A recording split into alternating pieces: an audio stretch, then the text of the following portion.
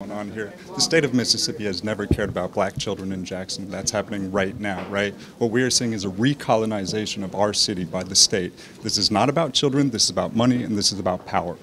Countdown to takeover. Emotions running high, patience running very thin as the State Board of Education voted Thursday for a complete takeover of Jackson Public Schools.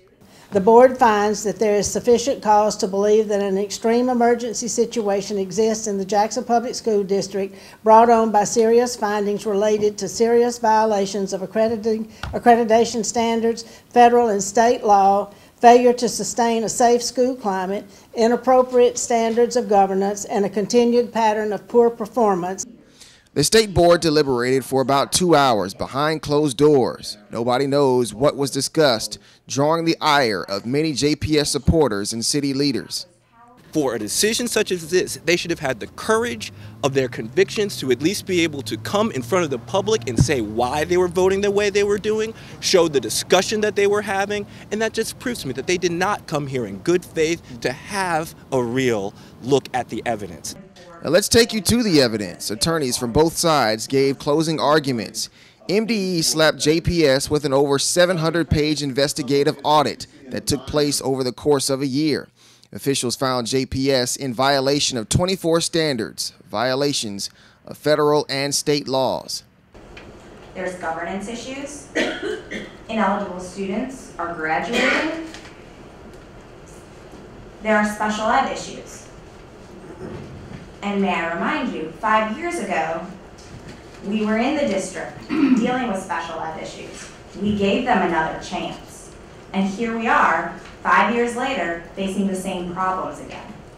JPS argued that MDE was actually doing final audits while they were implementing changes.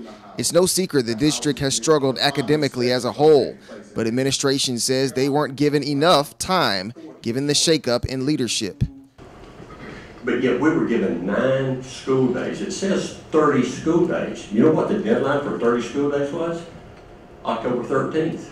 Yet we were here yesterday after 9 school days of having to analyze a 30 or a 700 and some odd page report and come up with our challenges to all of those allegations in there.